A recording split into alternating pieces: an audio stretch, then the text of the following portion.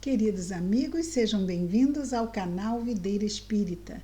Meu nome é Cristina Brito e este é o programa Projeto 15 Minutos, o Evangelho segundo o Espiritismo.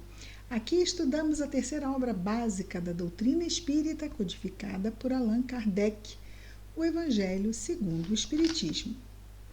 Atualmente estamos no capítulo 11, Amar ao Próximo como a si mesmo. E estamos entrando na Instruções dos Espíritos, que é a última parte do capítulo, que traz essas instruções, essas mensagens que foram recebidas. E a primeira mensagem, que compõe o item 8, vimos ontem aqui o início dela. É do espírito Lázaro, foi recebida em Paris em 1862. Muito bem. Ao final de ontem, no final do primeiro parágrafo da mensagem, nós temos que o Espírito diz assim: quando Jesus pronunciou esta divina palavra, amor, ela fez estremecer os povos e os mártires, ébrios de esperança, desceram ao circo. Muito bem, como já tínhamos passado do minuto 16 ontem, achamos por bem não entrarmos nesse ponto, embora o tenhamos lido. Mas vejamos hoje sobre este trecho aqui. O que aconteceu quando Jesus chegou entre nós?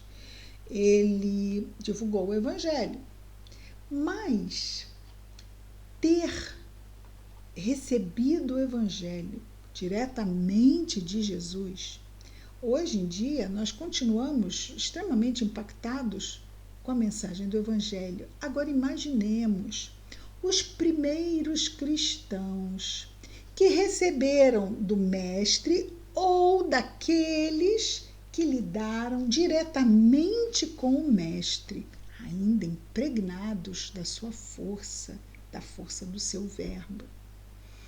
Então, quando Jesus, há 2000 anos, traz não apenas a palavra amor, ele encharca este planeta com a sua vibração sublime de amor. Ela,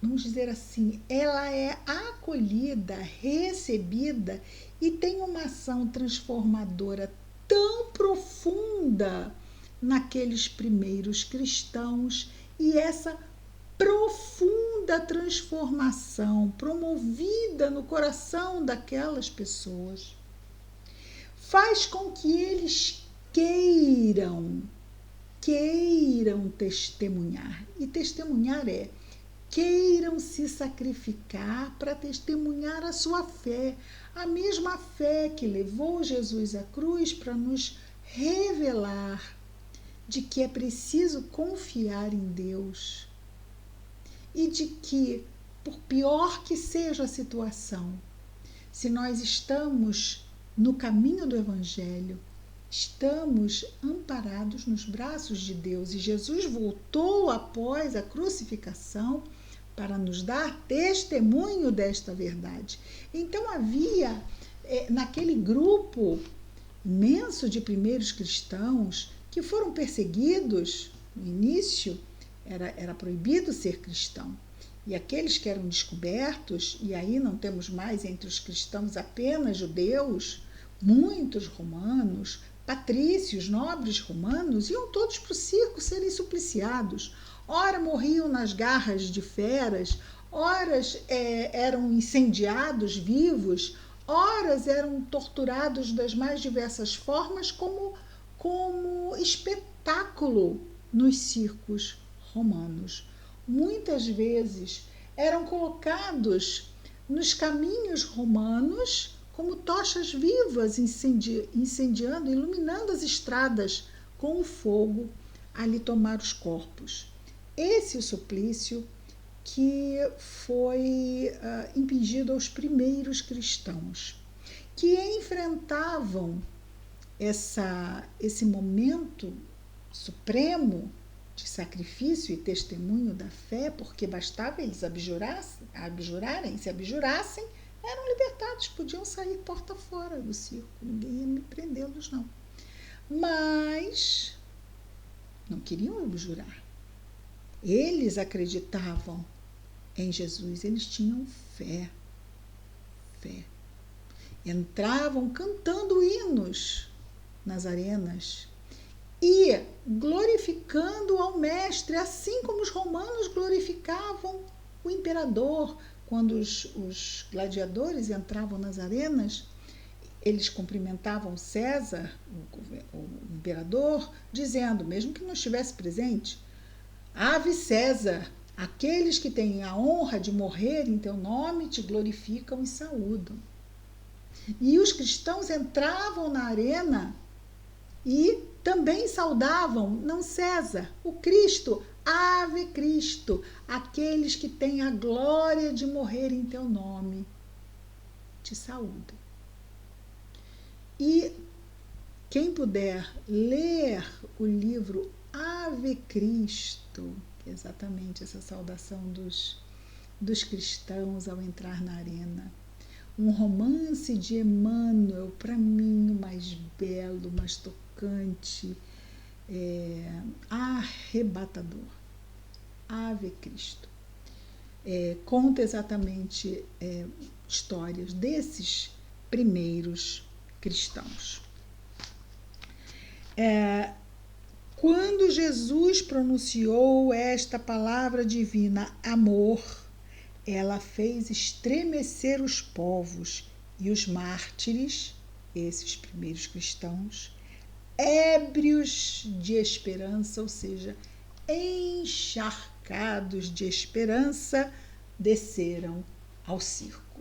Então foram supliciados nos circos romanos, fortalecidos na fé, sabendo que seriam, e lá no livro Ave Cristo, inclusive, conta, não é, como é que eles são retirados dos corpos, antes mesmo que as feras dilacerem esses corpos físicos.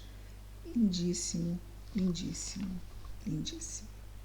Esse, o amor por Jesus e nós por ele. Lázaro continua sua mensagem dizendo: Espiritismo a seu turno. Falou do Evangelho, segundo a revelação das leis de Deus, e agora ele fala da terceira revelação, o Espiritismo. O Espiritismo a seu turno veio pronunciar uma segunda palavra do alfabeto divino. Então Jesus pronunciou a palavra amor. E o Espiritismo veio pronunciar uma segunda palavra do alfabeto divino. Estai atentos, porque esta palavra ergue a pedra dos túmulos vazios. É a reencarnação. Triunfando sobre a morte, revela ao homem maravilhado seu patrimônio intelectual. Não é mais aos suplícios que ela conduz, mas à conquista do seu ser elevado e transfigurado. Então, nós não tínhamos há 2000 anos a condição intelectual que temos hoje ao receber a terceira revelação. A primeira revelação tocou os corações, que ainda não tinham condição de elaborar em profundidade esta segunda grande verdade, que é a reencarnação, sobre a qual Jesus falou, mas não se aprofundou em absoluto. Mas vem o Espiritismo e a traz e a aprofunda e muito, revelando ao homem o seu patrimônio intelectual, ou seja, somos herdeiros das conquistas do passado que chegam até nós também nesta vida. E vamos dando continuidade às nossas conquistas morais, espirituais. Então, não é mais aos suplícios que a palavra reencarnação conduz, como assim aconteceu com o amor, mas a conquista do seu ser elevado e transfigurado. Então, vamos trabalhar agora. Já sabemos, e agora também vai. Não é que, agora deixa o amor para lá, porque agora é reencarnação. De jeito algum, porque sem amor a gente não dá um passo no caminho do bom uso do livre-arbítrio. Amar a Deus sobre todas as coisas, amar ao próximo como a si mesmo. Sem amor não se constrói uma vírgula. Mas a ideia da reencarnação, a realidade que nos chega ao campo mental da reencarnação, nos faz entender melhor todos os propósitos e todos os porquês da nossa existência.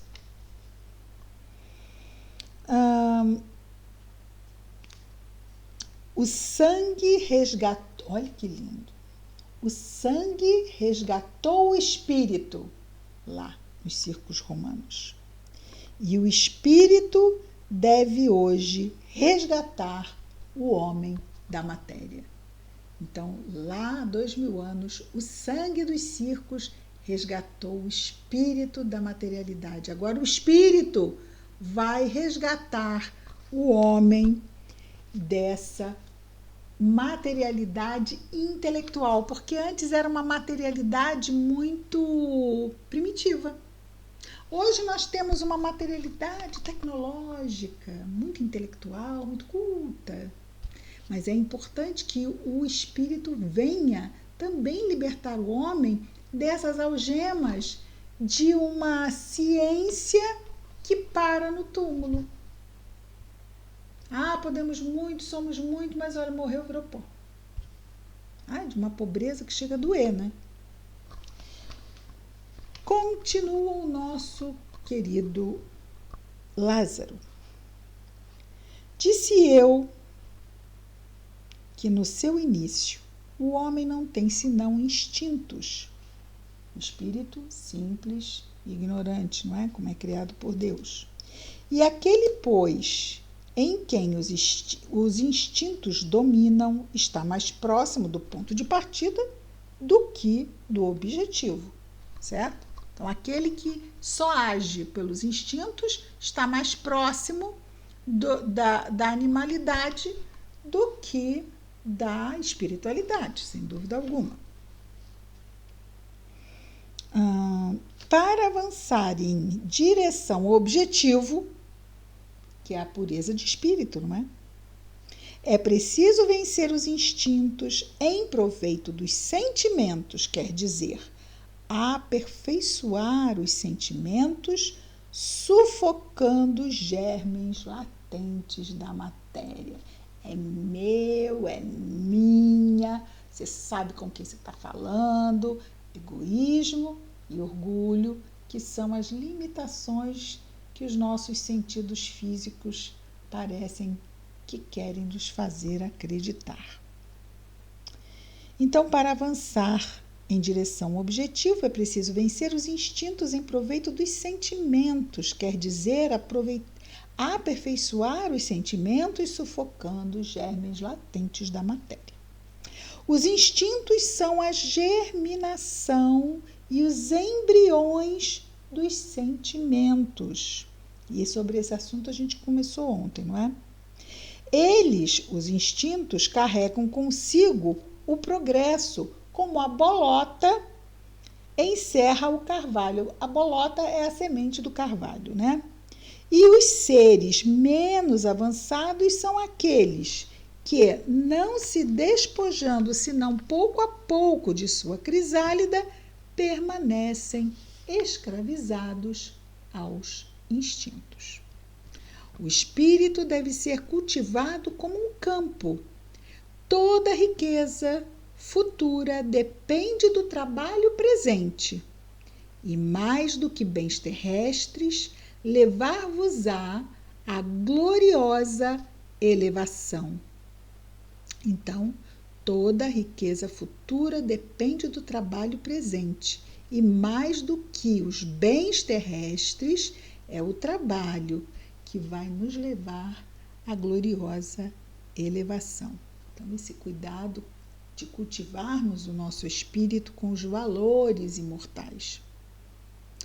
É então, conclui o Espírito Lázaro, é então que, compreendendo a lei de amor que une todos os seres nela, essa lei de amor, encontrareis as suaves alegrias da alma, que são o prelúdio, são o anunciar das alegrias celestes. Então, a lei de amor une todos os seres, e nessa lei já podemos sentir aqui onde estamos, encontraremos as suaves alegrias da alma, que são o anúncio das alegrias celestes, o prelúdio das alegrias celestes. Lindíssima mensagem do Espírito Lázaro. Terminamos então o item 8 do capítulo 11. Amanhã estaremos de volta com mais um programa, Projeto 15 Minutos, o Evangelho segundo o Espiritismo. Muita paz a todos.